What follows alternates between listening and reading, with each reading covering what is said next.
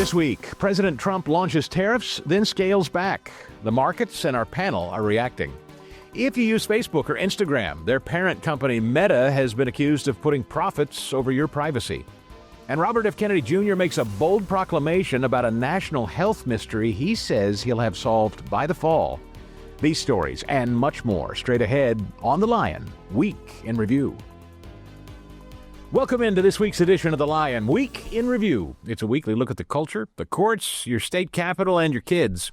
I'm Chris Stigall. Now, let's meet our panel. The gentleman this week behind the stories at readline.com, Josh Mann, our managing editor, Michael Ryan, executive editor, and Adam Wittenberg is deputy editor here at The Lion. Gentlemen, welcome to you all this morning. We jump into a big story. We're actually going to do this in two parts. We'll talk about it a little bit here off the top. A little later in the show, we've got some video testimony, which is pretty stunning. Another explosive hearing in the Senate. And Michael, we'll start with you because I know it was your story, talking about the lengths Meta has gone in relating, Meta being the parent company of Facebook and Instagram, the lengths they've gone to partner with the Chinese government, which is a little unsettling given we know their history in working with our government domestically for some, we'll say suspicious reasons. Anyway, go ahead.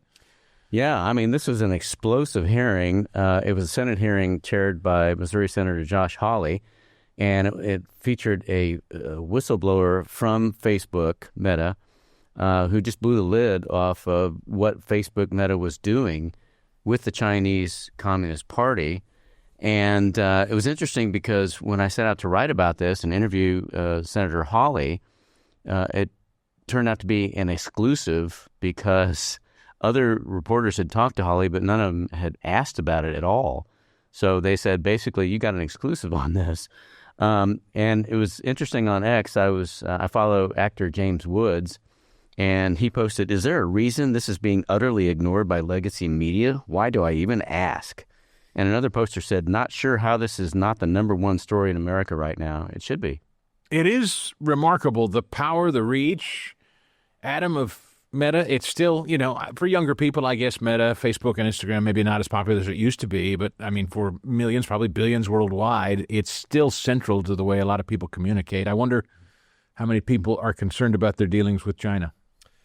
Yeah, I think you really hit on something there, Chris, because unfortunately, I think a lot of people in the younger generation really don't think about information security, privacy. I think that because the social media things have been such a part of life for 2 decades or more, a lot of the younger generation is just desensitized and not even maybe alarmed or alarmed as they should be about what's going on and what can happen. We'll have some of that audio still to come in the next segment, some of the testimony specific to the former executive at Meta and what she had to say in that hearing.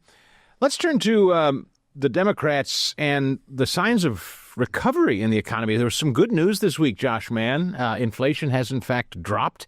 March jobs were up pretty dramatically from where they thought they'd be. Democrats don't seem to be responding very happily, though.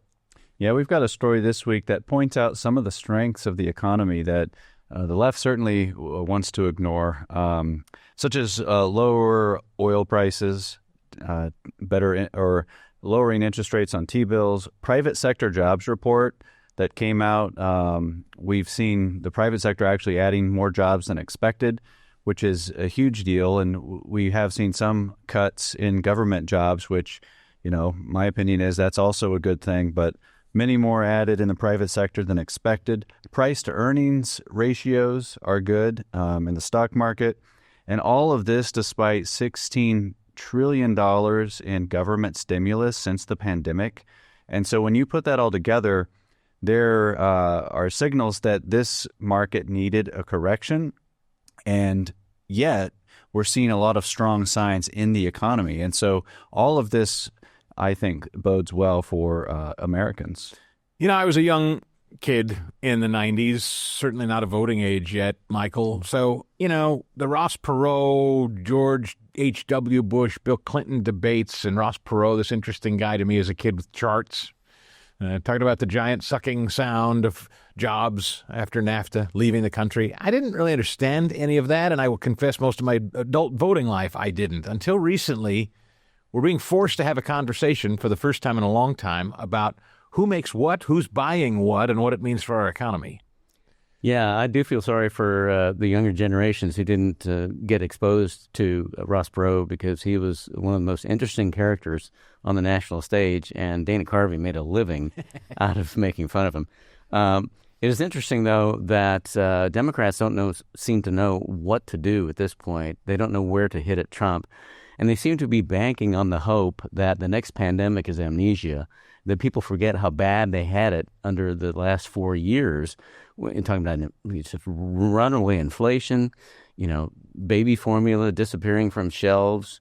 You had all kinds of jobs numbers being cooked by the administration. And basically, to Josh's point, the only jobs that were really being created under Biden were government jobs. And they even redefined the term recession to make Biden look better, which all of this is kind of hard to forget. We're going to have some more discussion on tariffs and some media reaction coming up a little later in the show as well. Adam, we turn to you. Often when we talk about school choice on this show, we will hear Republicans say, specifically Republicans say, Democrats certainly, but some Republicans worry that it comes at a cost to public schools, that public schools will fail and fold if parents are given the choice to go to a private institution. You got a story related to this. Yeah, Chris, as I point out in the story, this attack is always leveled at school choice, that if we allow money to follow the student and parents to designate it where they want it, which could be outside the public schools will close, they'll be deprived of funding, and this will be the end of the world as we know it. And what I was pointing out is that in Texas, which is on the verge of passing a $1 billion annual school choice program, the schools are already closing. They're already struggling. They already can't manage the money that they have or deal with the well-known removal of COVID funding. Everyone should have known that was going to expire. And yet multiple districts are laying off teachers, closing buildings, and having a financial meltdown. And we haven't even approved school choice yet. So it's not the problem, bad management. And maybe lastly, I would say, how can we trust these people to educate our kids if they can't even manage their money? Josh, didn't we just last week, I think you and I were talking maybe off the air here about Chicago schools and the number of buildings that needed to be closed or consolidated? Yeah, we've seen this. We've actually covered this in multiple districts, large and small, sometimes rural, sometimes urban. But we're seeing schools shrinking in terms of enrollment, and yet their buildings continue to basically decay. I mean, they're getting older. They need work.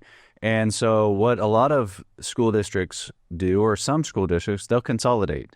They'll say, okay, numbers suggest we need to put our students in fewer schools, and then they'll sell those buildings. Some other schools, they'll resist that, and the teachers' unions typically argue against that. And so they ask for more money to be poured into, half-empty buildings, and that's a losing proposition. And so we've actually been seeing that all around the country. Michael, is there a reason? I mean, is there one singular reason? Are we seeing people leaving? Is the population shrinking? Why are public school? I mean, those of us who are school choice advocates know the vast majority of kids in this country still attend public school. Any thoughts or evidence as to why seems school districts are not, in fact, growing in most cases? Well, I do think a lot of it has been flight from the public schools because of a lot of the radical ideologies being pushed on kids, from sexual ideologies to racial ideologies. So I think that's a lot of it. But also, private and religious schools are a lot more flexible and have to plan and react to market forces. And public schools have never really had to do that. So they're more hidebound. It's my comparison has always been the private schools and the religious schools are more like PT boats, and the public school districts are more like aircraft carriers that really don't turn very fast. A couple of stories that are somewhat related and unfortunately pretty dark. And I'll just kind of volley this to all three of you. Start with you, Josh, because there's a new study out about what's being described as assassination culture, particularly amongst young people. But then We also know a little bit more about that Nashville shooter from last year and her motivations, which I wonder if they're somewhat related in story. Josh, if you could kind of paint the picture for us broadly, then I'll go around the horn.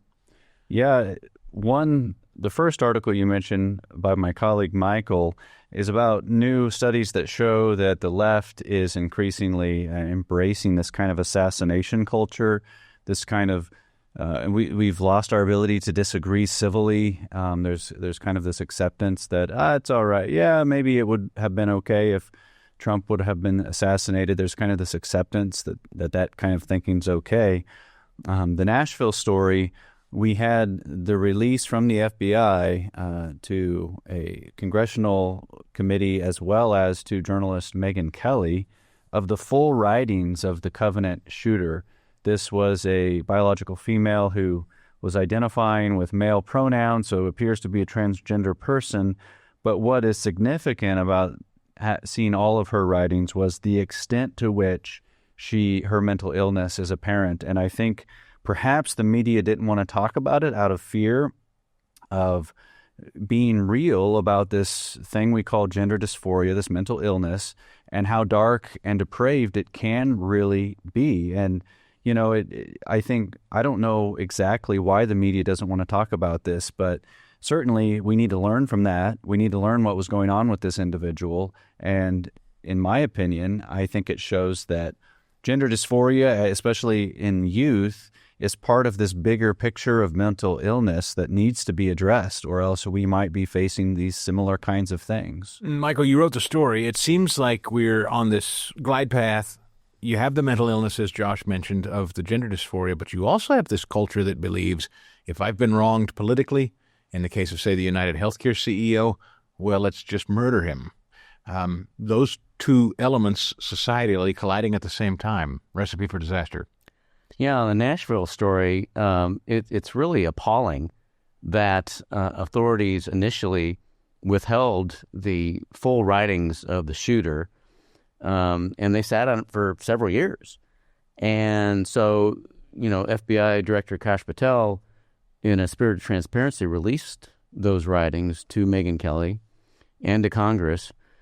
It's just interesting because they have tried to hush up the criminal's motivation. And that's one of the most important parts of any crime is the motivation. They withheld it for political reasons, to protect a certain demographic at the expense of others. It is absolutely appalling. Law enforcement's job is to protect our safety, not our sensibilities. Now, on the other issue of the quote-unquote assassination culture, this is not a matter of opinion. This is a matter of scientific study.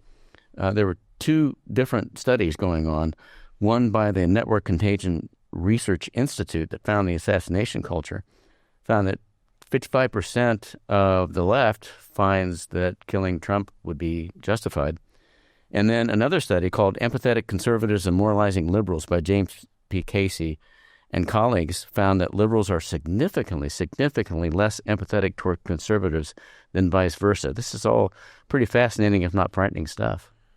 All right, panel, thank you. We're going to take a quick break here. When we return, Adam, you're on deck as we wade through some of the sound from the week in cable news and on Capitol Hill as the Lion Week in Review rolls on next. Welcome back to the Lion Week in Review. If you missed any of the show or you're interested in more great news and information as you're hearing today, be sure to regularly check us out online. ReadLion.com is the website. Panel, let's start with the wild market swings of the week and all this tariff talk. Treasury Secretary Scott Bessent announced a temporary pullback on most tariffs, except for China. Here's a little what he had to say. This was his strategy all along, and that you might even say that he goaded China into a bad position. They responded. They have shown themselves to the world to be the bad actors, and we are willing to cooperate with our allies and with our trading partners who did not retaliate. It wasn't a hard message. Don't retaliate. Things will turn out well. And China has shown no signs of backing down. In fact, since that conversation, they have ratcheted it up even further, Adam. So Bottom line, where does this go for the American voter? It seems that maybe Trump is dipping a little bit on this tariff issue. However, Besson, interestingly, I just saw some polling on him. It looks like he may be one of the most popular members of the Trump cabinet right now. The financial world seems to like him. He puts minds at ease. Where do you see all this going? Yeah, it's a great question, Chris. I really think people underestimate Trump. And the left, rabidly hates him, and so everything he does is wrong, and the media is always going to steer it wrong. But what we might be seeing is kind of a master businessman, master negotiator. Back in the 90s, he wrote that book, Trump, The Art of the Deal. And we might be underestimating that he's got some cards. He might actually know what he's doing. But of course, people freak out when tensions rise or things go. But Scott seemed to be saying, hey, he goaded China into this. Like, we have the upper hand. I certainly hope he's right. Yeah, Art of the Deal. It's funny you mentioned that, Josh. I read that this week that has soared on bestseller lists again. People are interested in reading what Trump once wrote about the Art of the Deal. Do you think the country at large has the patience to ride this out? I don't know. I think it helped to see a rally. It helped to see a pause. It helps that the administration is saying, look, most countries are wanting to talk. And so I think people who were maybe on the fence or didn't know a lot about it or were just reading or watching legacy media are maybe at a little more ease and thinking, well, okay, Trump, he's a deal maker. I've heard that. Maybe give him a chance. I heard this morning that China actually has said, well, we're not going to up the tariffs anymore. We're going to stop the silly business. To me, that looks like China's blinking. They're actually saying, look, we're not going to keep ratcheting this up. But I love the plan, the desire to bring manufacturing back. I think national security is a huge deal. And, Trump's position has not been to suggest this is not risky. He seems to acknowledge it's risky, but saying, look, nobody's been willing to do this. I'm willing to do it. It's what's best for the country. So that's his position. You guys that watch Shark Tank know Kevin O'Leary, Mr. Wonderful. He's doing a lot of cable news these days. He was on CNN. He doesn't think we're hitting China enough. Take a watch. This is not about tariffs anymore. Nobody has taken on China yet, not the Europeans, no administration for decades. As someone who actually does business there, I've had enough. I speak for millions of Americans who have IP that have been stolen by the Chinese. I have nothing against the Chinese people. They brought great literacy, art, and tech to the world. The government cheats and steals, and finally, an administration, you may not like Trump, you may not like his style or his rhetoric, finally, an administration that puts up and says enough. 400% tariffs tomorrow morning. Michael, that's where he wants to take it. 400% tariffs. Make it hurt. Who would have thought that Trump would be the calmer head in the room? I think what we're seeing here is basically two things, really kind of historic things colliding at once. One is a shock to the entire world of an absolutely nakedly pro-American president. Imagine that. And then the other thing is China. China has been walking this tightrope between capitalism and communism for decades, and it's not something you can do. You cannot blend communism and capitalism, and that's what they're trying to do. And with the communist mentality, they're liable to find out that under the capitalism world, you can't be the last to the table, because the last of the table is going to get a bad deal or no deal at all. Interestingly, it was Democrat Governor Gretchen Whitmer of Michigan, of all people, who came out and was rather supportive this week. Watch this. I understand the motivation behind the tariffs. And I can tell you, here's where President Trump and I do agree. We do need to make more stuff in America. More cars and chips. More steel and ships. We do need fair trade. This was the co-chair of the last Democrat presidential campaign. Adam, what's that about? Yeah, well, a couple things. That I actually have a lot of family in Michigan, and from what I heard, Whitmer was not fiercely anti-Trump at the start, but I think he called her out on some things, and then she kind of took a turn. So my hope is she's kind of coming back to reality. I heard even after he was elected and her state picked him this time, she kind of began to present a more conciliatory tone. But I will say that manufacturing is very important to Michigan. And I've said before, I think Donald Trump is more pro-labor than 10 Democrats put together. And here's a relatively prominent Democrat kind of acknowledging that. Yeah, and is there any state in the union, one could argue, that's been hurt more in the last 30 years by trade policy than Michigan?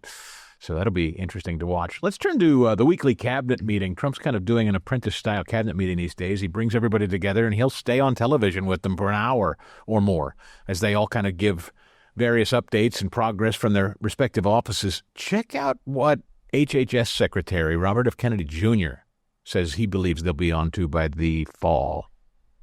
By September, we will know what has caused the autism epidemic, and we'll be able to eliminate those exposures. So big. Think of that. So it was 1 in 10,000 children had autism, and now it's 1 in 31. Not 31,000, 31. That's a horrible statistic, isn't it? That's bold and stunning, Josh Mann. An answer to what's causing autism at this increased rate by September, maybe? I agree. We published a story this morning on it, and I found it when I saw it. I was shocked. I thought, wow, you mean in just a few months we might know why there's been such a huge increase in diagnoses of autism? And all along I've wondered, okay, are we overdiagnosing it? Have our criteria changed? What's the cause? But it sounds like, I mean, this has been something close to RFK's heart for a while, so I don't think he's just kind of touting a number or being, optimistic here. And so I will eagerly await what they find, and hopefully he continues on this Maha, make America healthy again kick. I know a lot of people are pretty excited about it. Let's go back to that meta story we were talking about off the top of the show. Michael's written an exclusive at readlion.com on the testimony of Sarah Wynne Williams. She served as the head of global public policy at Facebook and Instagram, their parent company Meta, for 7 years, and she gave testimony in the Senate this week about Meta's role with the Chinese government. Missouri Senator Josh Hawley engaged with her in this exchange. Facebook is talking about making Chinese user data available to the Chinese government because they're going to store that data in China. Is that correct? Correct. But when you store that data in China, Americans who exchange messages or other information with Chinese Facebook users, that would mean the Chinese government could get access to the American data as well. Is that correct? Through the POP servers, potentially, yes. And Facebook was willing to take that risk? Yes, there was a lot of discussion about this, and ultimately, yes. I mean, this is extraordinary. Michael, I heard, too, that Verizon and their partnership with China enables China to access a lot of data about us through cellular towers and whatnot here in the United States. So these big companies, Meta not the only one, but this partnership, Josh Hawley says, jaw-dropping.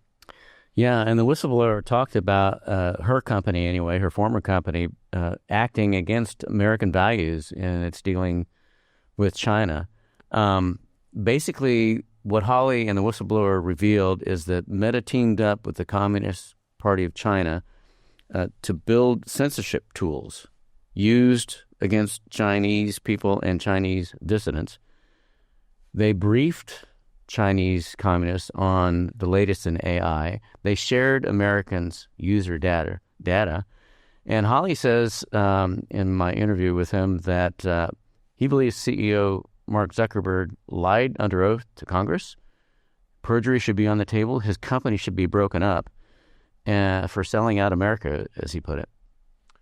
We're going to continue to follow that story at readline.com for sure. Let's close out with a little levity from one guy with a fantastic head of hair to another. Adam, President Trump this week signing an executive order on shower heads. And here's why. If you buy a new house, you pay a lot of money, and the developers, you're not allowed to do anything more. They put restrictors on. They used to have a restrictor where you could take it out, but now they weld it in.